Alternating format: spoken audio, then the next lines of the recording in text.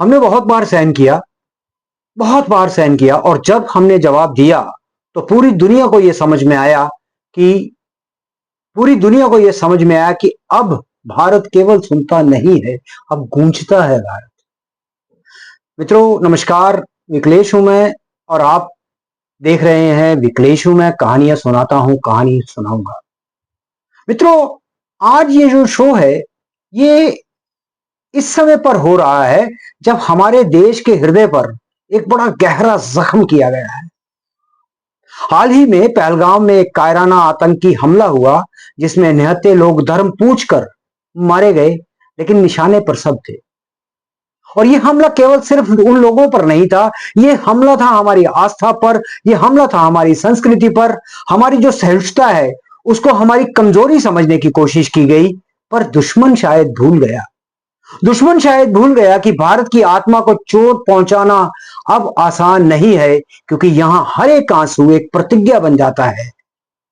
और पहलगाम हो, पुलवामा हो, उड़ी हो या कारगिल की पहाड़ियां, जब जब भारत को हम किसी ने उकसाया है, जब तब तब तब भारत ने जवाब दिया है, स्टीक शांत लेकिन निर्णायक, स्टीक शांत लेकिन निर्णायक। और ऑपरेशन सिंदूर ये उसी उत्तर की एक अगली कड़ी है। और ये ऑपरेशन कोई तत्कालिक प्रतिक्रिया नहीं था, कोई इमीडिएट रिएक्शन नहीं था, ये एक रणनीतिक निर्णय था। सैन्य संतुलन और राष्ट्रीय गरिमा का संयोजन था ये ऑपरेशन सिंदूर। और भारतीय सेना और वायुसेना ने पाकिस्तान के अंदर मौजूद उन आतंकवादी ठिकानों को निशाना बनाया जहां बैठकर पहलगाम जैसे हमले की, उड़ी जैसे हमलों की और बहुत सारे जो अटैक्स हैं उसकी प्लानिंग की जाती थी। और इस मिशन की गंभीरता को समझिए। रात का समय था, रात का अंधेरा था, सीमाएं पार की गई या नहीं की गई, लेकिन जो टारगेट थे वो तय थे और एक एक करके सब टारगेट खामोश कर दिए गए। ना कोई बड़ा चढ़ाकर दावा किया गया, ना किसी मंच पर शौर्य की बौछार की गई, बस कार्य हुआ, काम हुआ, स्टीक और पूर्ण। मित्रों, उन सैनिकों के बारे में सोचिए, उन सैनिकों के बारे में सोचिए जो इस तरह के मिशन में जाते हैं और ये भी जानते हैं कि वो लौटेंगे या नहीं, ये कोई तय नहीं है, लेकिन फिर भी जाते हैं। और वो सैनिक ये नहीं पूछते कि मुझे क्या मिलेगा, बल्कि ये कहते हैं कि देश बचेगा तो हम बचेंगे, देश बचेगा तो सब बचेगा। और उन्होंने सीमाएं पार सिर्फ आतंक ठिकानों पर नहीं, आतंक के हौसलों पर बम गिराया है, आतंक के हौसले को नेस्तनाबूद किया है। और प्रधानमंत्री ने स्पष्ट शब्दों में कहा है कि जो भारत की आस्था पर वार करेगा, हम यानी कि भारत उसको उसको घर में घुसकर जवाब देगा। और ये नेतृत्व की ताकत है दोस्तों, जिसने बिस्मिल के जो शब्दों को आज की भाषा में जीकर दिखाया है, जिसमें वो बिस्मिल कहते हैं कि सरफरोशी की तमन्ना अब हमारे दिल में है, देखना है जोर कितना बाजुए कातिल में है। और अब भी कुछ लोग ये कहते हैं कि युद्ध समाधान नहीं है। हाँ, युद्ध समाधान नहीं है, लेकिन वो तब क्यों नहीं पूछते जब प्रार्थना स्थलों पर बम फटते हैं, तब क्यों नहीं पूछते जब पहलगाम जैसी जगह पर शांत घूमने गए यात्रियों को गोली मार दी जाती है, वो तब क्यों नहीं पूछते जब श्रद्धालुओं की बसों पर अटैक किया जाता है और उनको मौत के घाट में, मौत के मुंह में धकेल दिया जाता है, तब क्यों नहीं पूछते। और आज पूछते हैं, आज ये कहते हैं कि युद्ध एक समाधान नहीं है।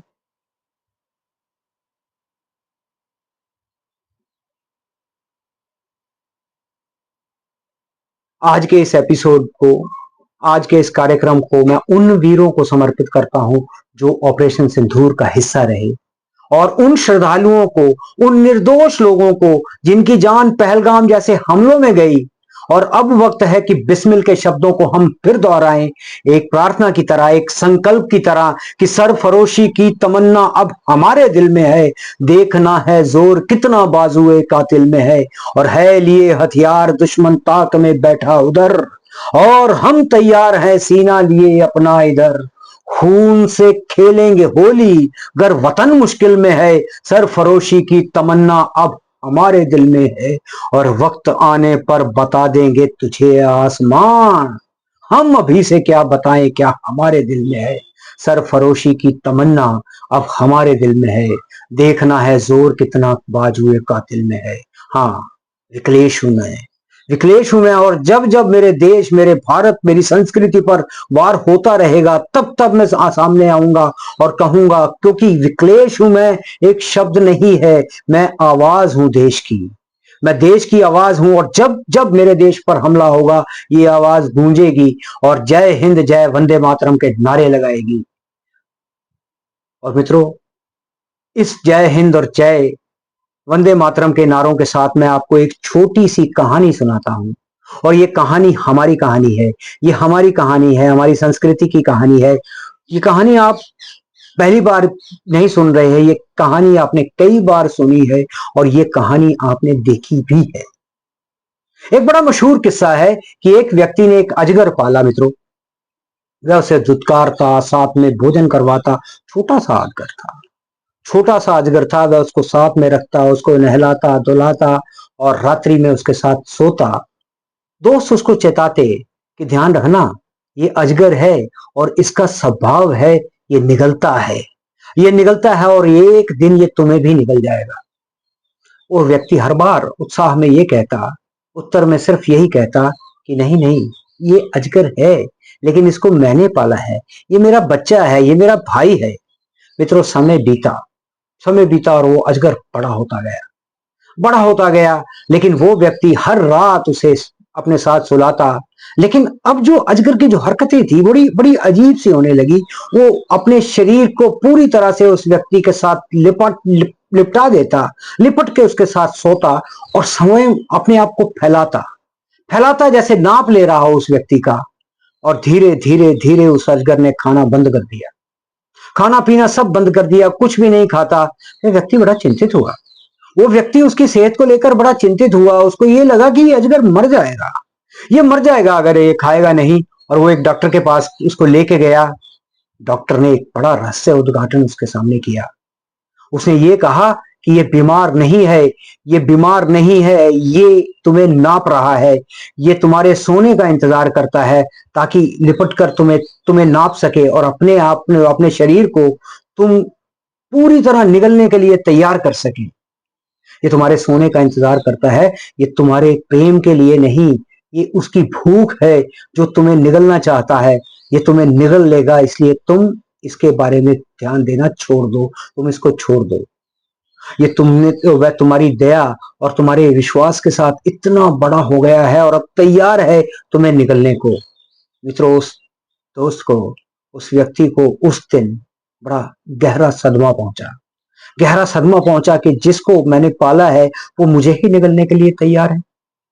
और उसने उस अजगर को जंगल में फिकवा दिया, मरवा दिया, या क्या किया इसके बारे में मैं कुछ नहीं कहता। लेकिन ये कहानी एक अजगर की नहीं है, ये कहानी एक अजगर की नहीं है, बल्कि उस अंधविश्वास की है जो हमें अपनी पहचान, अपने अस्तित्व और अपनी सीमाओं को, अपने विवेक को काट देता है, हमारी विवेक को काट रहा है। अब कृपया अपने देश के संदर्भ में इस संकट को समझिए। भारत एक सनातन राष्ट्र है। यहाँ सहिष्णुता, एकता और सर्वे भवन्तु सुखिना की कामना करते रहे हैं हम, और यही कामना करते रहते हैं। लेकिन जब इस सहिष्णुता को कमजोरी हमारी समझ लिया जाए, जब सद्भावना केवल एक तरफा हो जाए, जब बहुलतावाद की जमीन पर कुछ लोग कट्टरता के बीज बोने लगे, तो बहुत जरूरी हो सकता है, हो जाता है कि ये सहिष्णु जो समाज है ये जागे। ये सहिष्णु समाज है, इसको जगाना पड़ता है, क्योंकि आज का ये जो युग है भाईचारे के भरोसे पर नहीं चल सकता। और जब तक भाईचारे का मूल्य और सीमा तय ना हो, इस भाईचारे का मूल्य और सीमा को हमें तय करना पड़ेगा। आज मेरे देश में हिंदू समाज को सेकुलर बने रहने के लिए कहा जाता है, लेकिन जब उसी समाज के पर्वों पर, उसी समाज के त्योहारों पर प्रतिबंध लगाए जाते हैं, उनके जुलूसों पर पत्थर चलाए जाते हैं, या उनकी देवी देवताओं का मजाक उड़ाया जाता है, तो तब मौन रहना केवल सहिष्णुता नहीं, बल्कि आत्म विस्मरण है। जब कोई शिक्षा तंत्र एक वर्ग को धार्मिक कट्टरता के साथ तैयार करे और दूसरे वर्ग को सर्वधर्म सद्भाव समझाए, तो ये असंतुलन जो है, ये भविष्य के बीज का संकट है। ये जो असंतुलन है, ये भविष्य के संकट का बीज है। क्या कहता है सनातन? सनातन धर्म कट्टर नहीं है, लेकिन सजग है। सनातन धर्म आपको कट्टर नहीं बनाता है, लेकिन सजग करता है। हमने भगवान विष्णु को शेषनाग पर विश्राम करते हुए देखा है, लेकिन जब जब संकट आया तो वही विष्णु नरसिंह बनकर निकले। हम सहिष्णु हैं, लेकिन निर्बल नहीं है। हम करुणावान हैं, लेकिन आत्म विस्मृत नहीं है। और अब समय है जागने का, घृणा से नहीं, ज्ञान से। हमें नफरत नहीं फैलानी है, लेकिन अंधविश्वास से बचना है दोस्तों। बिना जांच के गंगा जमुनी जो तहजीब है, अगर केवल एक तरफ बहती रहे तो ये संस्कृति नहीं, ये धोखा बन जाती है। और हम इस धोखे में हैं। ये उन लोगों के लिए है जो आज भी आंखें बंद करके ये सोचते हैं कि सब अच्छा है, ये मानकर बैठे हुए हैं। ये उन युवाओं के लिए है जो सनातन के गौरव और भविष्य को समझना चाहते हैं। ये उन परिवारों के लिए है जो अपने बच्चों को केवल कैरियर सिखा रहे हैं, लेकिन संस्कृति नहीं सिखा रहे। उन परिवारों को यह सोचना चाहिए कि बच्चों का कैरियर फिर भी बन जाएगा, लेकिन हमारे बच्चे अगर संस्कृति नहीं सीख पाए तो कहीं के नहीं रहेंगे। और संदेश बड़ा छोटा सा है, बड़ा छोटा सा संदेश है, कोई बड़ा संदेश नहीं है। प्रेम करो लेकिन विवेक के साथ, विश्वास करो लेकिन जागरूक रहकर करो, सेकुलर बनो लेकिन संतुलन के साथ, और सबसे ज्यादा सनातन को जानो, समझो और जियो। क्योंकि समाज जब सोता है तभी अजगर बढ़ता है। और ना बढ़ने दो इस अजगर को। इस अजगर को आज ही अपने आप से दूर करो। और आज मैं केवल एक नेता की तरह, एक विशेषज्ञ की तरह नहीं, बल्कि एक साधारण इंसान के तौर पर आपसे यह बात करना चाहता हूं कि जो इस समय ठीक अपनी आपकी तरह चिंता से भरा हुआ है, लेकिन मैं आशा से खाली नहीं हूं। मुझे चिंता है, लेकिन मैं आशा से मेरा मन खाली नहीं है।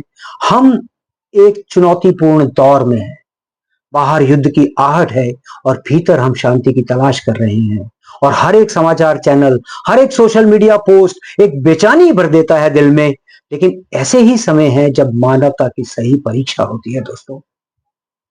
मानवता की सही परीक्षा इसी कठिन दौर में होती है। और हम में से कई लोग आज ये कह रहे हैं कि ये अभूतपूर्व है, ऐसा पहले कभी हुआ नहीं और आगे कभी होगा नहीं। लेकिन मैं ये कहता हूं, नहीं, ऐसा पहले भी हुआ है, ऐसा पहले भी हमारे साथ घटित हुआ है। और हर बार हम इससे उबरे हैं। हमारे इतिहास ने हमें यही सिखाया है। मित्रों, 1947 में जब देश बटा, लेकिन हमने फिर भी एकता की नींव रखी और उस नींव पर इतना मजबूत राष्ट्र हमने खड़ा किया। कारगिल की चोटियों पर हमने सिर्फ झंडा नहीं लहराया, वहां हमने भरोसा भी फहराया। और हर बार हमने क्या देखा? हर बार हमने अंधेरे के बाद उजाला आया ये देखा। हर बार हमने ये देखा कि पीड़ा के बाद प्रगति आई और अश्रुओं के बाद हर बार मुस्कान लौटी। और आज फिर समय है, लेकिन इस बार बंदूक से नहीं, विवेक से उत्तर देना है। और मैं आपसे निवेदन करता हूं कि इस संवेदनशील समय में अफवाहें फैलाना बंद कीजिए। हम बिना सोचे समझे कोई भी मैसेज शेयर कर देते हैं, ऐसा ना करें। एक और ये मैसेज चोट करता है हमारी सामूहिक चेतना पर।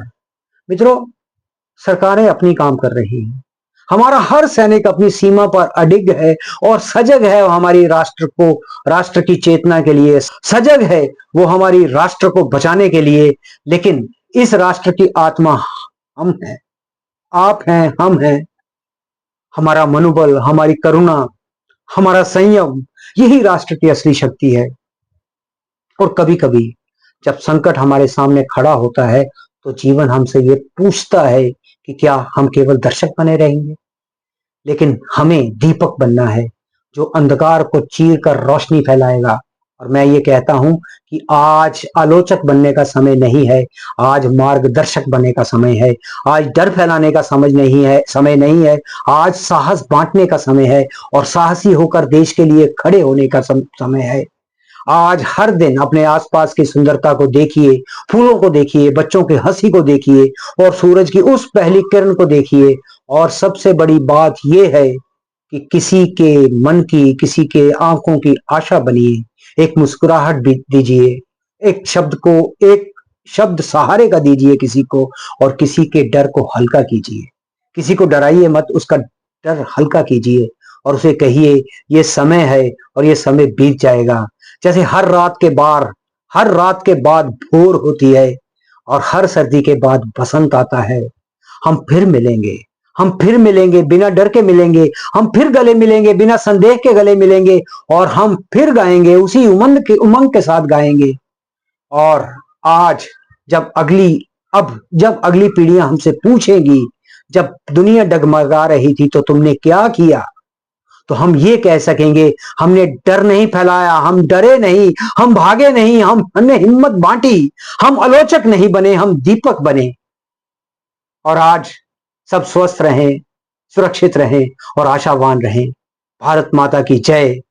और इसी जय घोष के साथ मैं आपका जो आज का संदेश है, आज का विक्लेश हूं, मैं कहानियां सुनाता हूं, कहानियां सुनाऊंगा, जो कार्यक्रम है उसको, आज के कार्यक्रम को यही स्थगित करता हूं।